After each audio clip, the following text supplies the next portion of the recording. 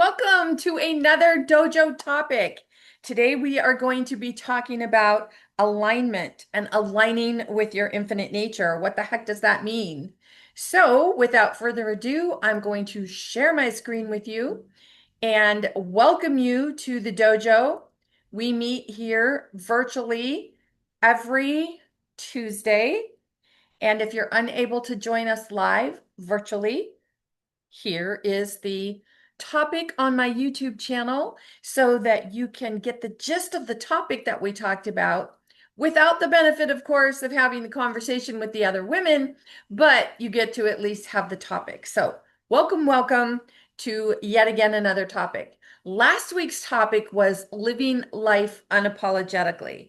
And if you have not yet had the time to look at that video or you weren't able to join us live last week, I will put the link to that video at the end of this video so you can go over it.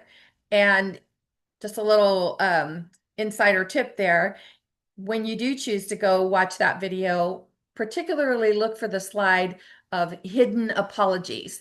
It's a slide that I created about all the times that we are apologizing and we don't even realize we're apologizing. It's those sneaky little things that get us in the background. So that would be really helpful to watch that. But for today, we're going to be talking about aligning with your infinite nature. Now, let's explore what it means to align with your infinite nature, the divine, unshakable part of you that exists beyond time, fear, or identity. To do that, we'd have to begin with what it means to be out of alignment, right? There's contrast to everything. So you don't know what it means to be in alignment if you don't know what it's like to be out of alignment. Because when you recognize some of these things that I'm going to share about being out of alignment, that will be your cue to say, oh gosh, I recognize that. So I have the opportunity or an invitation to be in alignment rather than stay out of alignment. So totally up to you, right? Everything's an invitation. So to be out of alignment with your infinite nature means forgetting the truth of who you really are. And who are you really? A limitless divine being temporarily having a human experience. Everything is energy. When you're out of alignment, you are accepting invitations to identify only with your wounds, roles, or limitations, such as I'm not enough, I'm too old, I have to prove my worth. Those are just invitations that you can accept or decline. When you're out of alignment, you feel stuck in fear, lack, or control instead of flowing with trust, abundance, and surrender. Kind of like feeling like you're in this deep hole, right? And you got to climb out. You're seeking, you're in that seeking mode. You're seeking external validation instead of listening to your inner knowing and divine connection.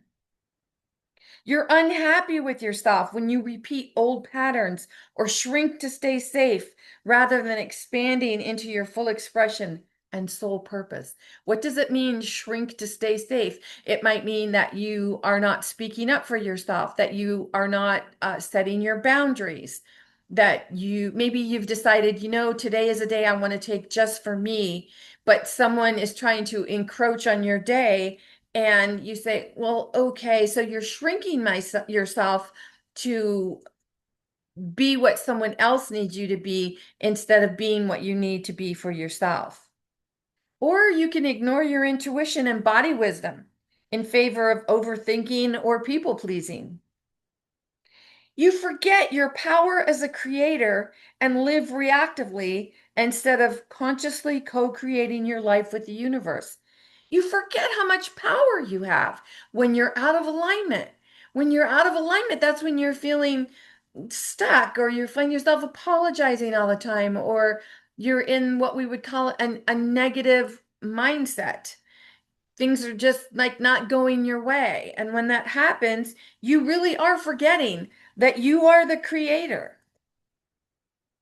Being out of alignment often feels like disconnection, anxiety, burnout, or low self-worth. But it's a signal, not a failure, inviting you back to your true essence, where peace, clarity, and infinite possibility reside. Being out of alignment puts us in seeking mode. When you're seeking, meaning you're looking outside of yourself for answers, you're accepting an invitation to look for someone or something outside of you who knows more than you, when actually you're already the infinite, effortless, impersonal, timeless, omnipotent, omnipresent, indestructible being. So you don't need to go anywhere else. Whatever you need will come to you. It'll come to you effortlessly if you allow it by remaining neutral and in alignment with your infinite nature. So I've just shared how you get out of alignment and being in alignment. Are you seeing when you're in alignment, you hold all the power. Now that we've explored ways to be out of alignment, let's explore how we can align with our infinite nature. We can do this by prioritizing being aware versus identifying, comparing, or judging. Awareness allows us to observe thoughts and emotions neutrally and effortlessly without becoming them. For instance, you can say, oh, I am, or there is awareness of sadness. Whereas usually we would say, I am sad. Really pay close attention when you use the words I, me, and mine, because when you do that, you're personalizing an experience. And when you personalize an experience, you are moving into the dualistic realm. You are living from duality of the mind. And when that happens, you are not in alignment with your true infinite self. You are allowing the dualistic mind to take over and run the show. All right. So now let's discuss what it means to be infinite, effortless, impersonal, timeless, omnipotent, omnipresent, and indestructible. Let's discuss what it means to be self-realized, because it's time to return to a place of knowing rather than seeking. Now, this was the conversation that we had today, and one of the women in the dojo today said, you know, I really like that distinction of knowing versus seeking. Because when we're seeking, right, it's like we're asking for permission. I'm pretty sure I understand this, but if you could just explain it to me and, you know, make sure that I'm understanding this, that's a kind of conversation that we might have with someone. What are we doing, right? We're asking that person for permission to be our powerful self, to be in alignment with our true nature. So these are ways, like you can watch when you're apologizing, watch when you're shrinking to fit.